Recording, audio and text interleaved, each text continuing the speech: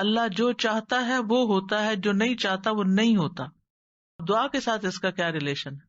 کیونکہ جب تک ہماری بنیاد مضبوط نہیں، ہماری دعائیں بھی صحیح نہیں ہوتی، اور پھر ہم دعاؤں کے بارے میں بھی بے یقینی کی کیفیت رکھتے ہیں، اور پھر وہ کبھی مانگتے ہیں کبھی نہیں مانگتے، اور مانگنے میں بھی کوئی لذت نہیں ہوتی. تو بات یہ ہے کہ آپ جو چاہتے ہیں اللہ سے مانگتے ہیں تو قبول اللہ ہی کرے گا. جو وہ چاہتا ہے وہ ہوگا، یعنی وہ نہیں ہوگا جو آپ چاہتے ہیں. اور اگر آپ کی چاہت اور اللہ کی چاہت ایک ہے تو وہ ہو جائے گا. اور اگر آپ کی چاہت کچھ اور ہے اور اللہ کی چاہت کچھ اور ہے تو کس کی چاہت بہتر ہے؟ اللہ کی چاہت. وہ ہم سے زیادہ ہم پر مہربان ہے، وہ ہم سے زیادہ ہمارے فائدے جانتا ہے. ہم صرف وقتی طور پر بہت شارٹ سائٹڈ ہے، تھوڑا سا اپنا فیوچر جانتے ہیں، وہ ہمارا لانگ ٹرم فیوچر جانتا ہے. اس کو پتا ہے کہ کون سی چیز اس وقت بندے کو دینی ہے اور کون سی چیز نہیں دینی. کون سی چیز آج اگر اس کو دے دی تو دنیا میں تو یہ خوش ہو جائے گا، لیکن اس کی آخرت برباد ہو جائے گی. اور اللہ ہم پر مہربان ہے، وہ قطعاً نہیں چاہتا کہ ہمیں ایک چھوٹی سی تھوڑی سی دیر کے لیے ایک دنیاوی فائدہ دے کے، ایک لذت دے کے، اور ہمیشہ کی زندگی ہماری مشکل میں ڈال دے. تو وہ ہم سے روک دیتا ہے، نہیں اس کو یہ نہیں دینا، کیونکہ یہ اس کے لیے بظاہر فائدے کی چیز ہے لیکن حقیقت میں اس کے لیے نقصان دہ. ہم اپنا نفع نقصان نہیں سمجھتے، اللہ سبحانہ وتعالیٰ خوب جانتا ہے. وہ جانتا ہے کہ ہمیں کیا ملنا چاہیے کیا نہیں ملنا چاہیے.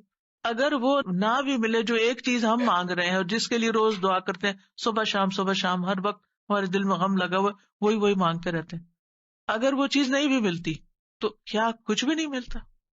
آپ مسلسل عبادت کی حالت میں ہیں. جب تک آپ دعا کی حالت میں، آپ عبادت کی حالت میں، آپ کو عبادت کا اجر مل رہا ہے. اگر یہ مشکل آپ کی زندگی میں نہ ہو تو کیا آپ دعا کریں؟ کیا اللہ کو یاد کریں؟ کیا آپ کا اتنا اجر اکٹھا ہو؟ کیا آپ اتنی دیر عبادت کی حالت میں رہیں؟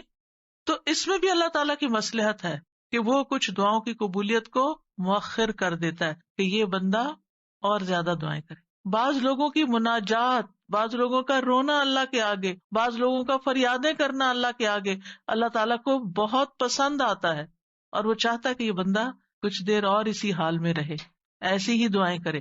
کیونکہ جب ہر چیز ملی بھی ہوتی ہے نا تو بس ایک روٹین کی نماز ہوتی ہے، روٹین کی دعائیں ہوتی ہیں جس میں کوئی دل نہیں لگا ہوتا ہمارا.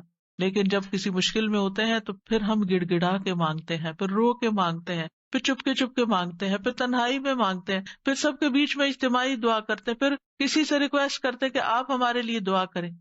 اور آپ دیکھیے بندہ مومن جب پریشانی کی حالت میں ہوتا ہے تو گناہ جھڑنا شروع ہو جاتے ہیں.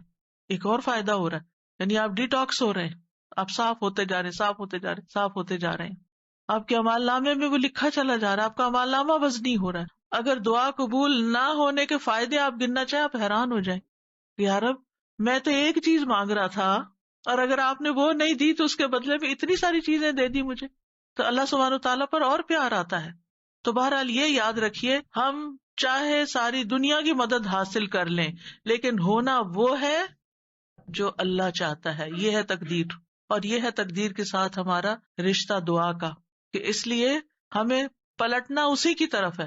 اور یہ آپ کو معلوم ہے نا کہ دعا تقدیر کو بدل دیتی ہے.